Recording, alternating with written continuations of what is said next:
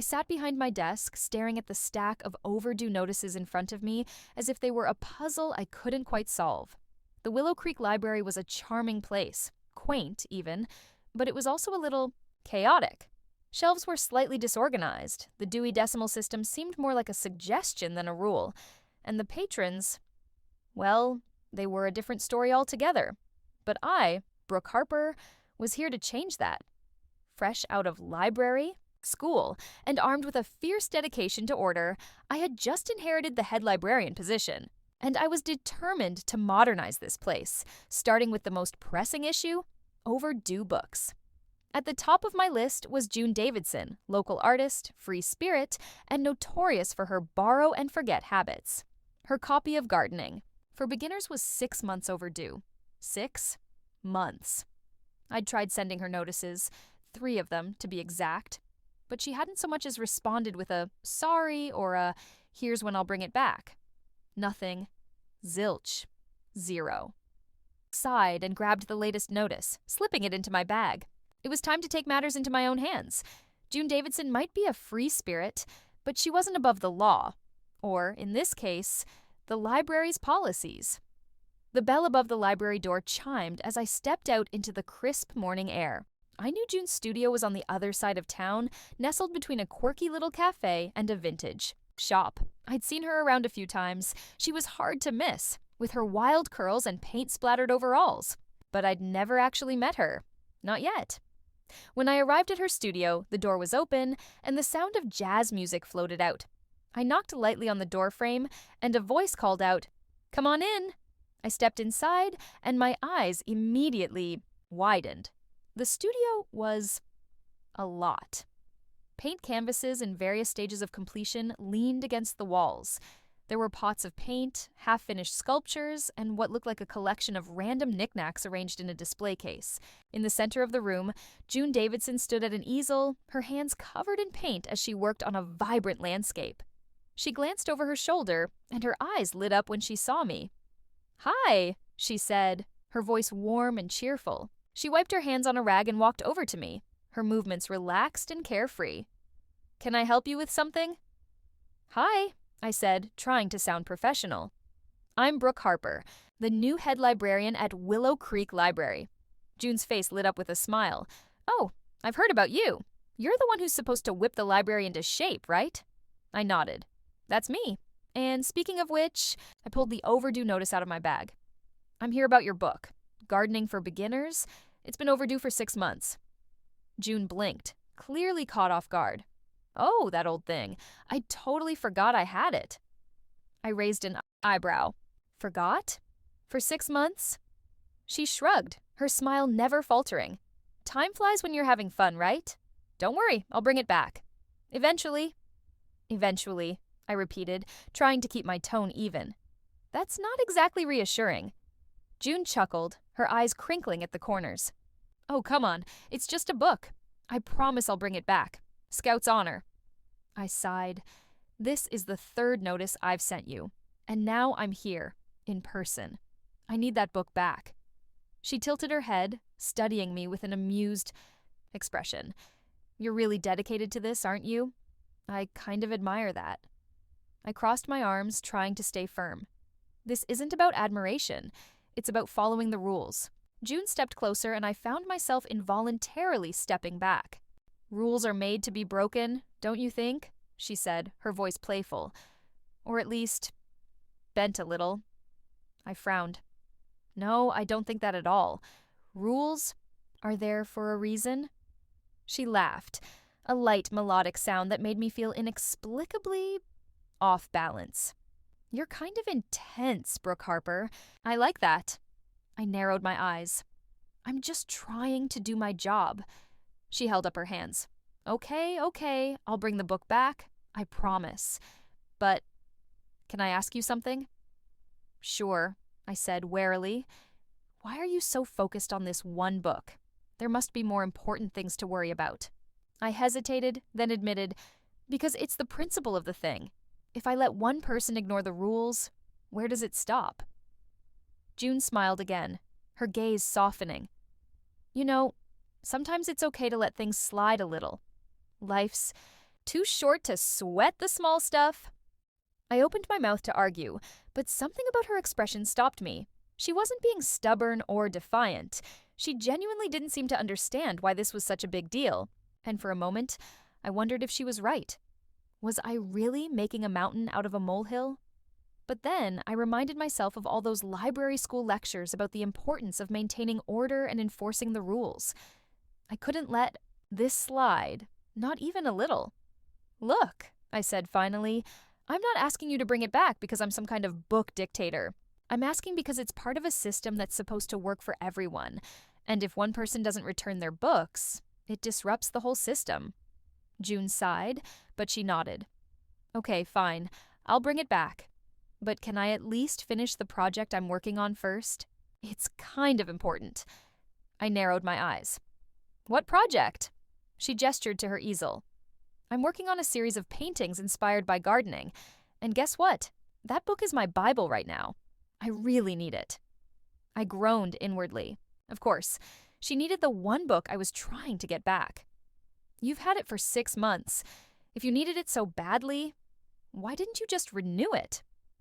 She blinked. "Oh, right. I didn't think of that. Can I renew it now?" I hesitated. Part of me wanted to say no, to demand the book back on principle. But another part of me, the part that was staring into her warm, genuine eyes, wanted to give in. Just a little. "Fine," I said finally. "You can renew it, but just for 1 more week, and you need to bring it back in person." June's face lit up with a brilliant smile. "Deal. And hey, while I'm bringing it back, can I take you out for coffee? I'd love to get to know the new librarian better." I blinked, caught off guard. I don't think that's necessary." She laughed again, that same melodic sound. "Oh, come on, it'll be fun. Besides, I think you could use a little fun in your life." I opened my mouth to protest, but she was already walking away, dismissing me with a wave. "Thanks, Brooke. You're a lifesaver." I stood there for a moment, feeling off. June Davidson was nothing like I'd expected. She wasn't some irresponsible flake who didn't care about the rules. She was just chaotic. In a weird way, it was kind of charming. But I wasn't going to let my guard down. Not yet. Over the next few weeks, I found myself thinking about June more than I should have.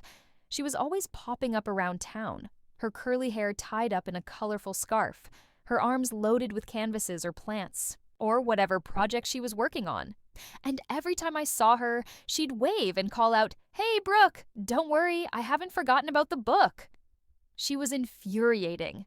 And yet, there was something about her that made me smile. Maybe it was the way she seemed to light up the entire room with her presence. Or the way she looked at me like I was the most fascinating person in the world. But I wasn't here to make friends. I was here to modernize the library and enforce the rules. And June Davidson was my first target. So, when the week was up and she still hadn't brought the book back, I decided to pay her another visit. This time, I was prepared. I had a plan. I was going to walk into that studio, demand the book, and leave. No small talk, no distractions. But when I arrived, the studio was empty. There was a note on the door that read, "Gone to the gardens, June." I sighed and followed the path behind the studio that led to a community garden. And there she was, kneeling in the dirt, her hands covered in soil as she worked on a small flower bed. She looked up when she heard me approach, and her face lit up with a smile. "Brooke, perfect timing. I could use your help." I crossed my arms. "I'm not here to help. I'm here for the book." She groaned dramatically. "You're really not going to let this go, are you?" "No," I said firmly. "I told you could renew it for 1 week. That week is up. I need the book back." She stood up, brushing off her hands. "Okay, fine. But just so you know, this is ruining my vibe." I followed her back to the studio, where she rummaged through a pile of books on her desk. "Here it is," she said finally, holding up the slightly worn copy of Gardening for Beginners. I took it from her, feeling a small sense of victory. "Thank you," she grinned. "So, now that that's over, how about that coffee?" I hesitated. I shouldn't be doing this. I shouldn't be fraternizing with someone who so blatantly disregarded the rules.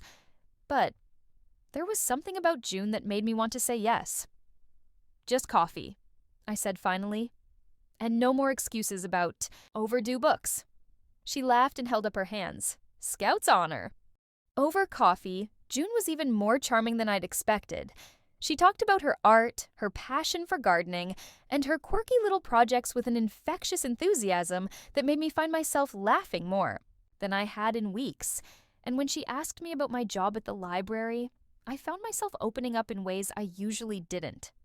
But as the days turned into weeks, I started to realize that my casual encounters with June were becoming less about the book and more about just seeing her.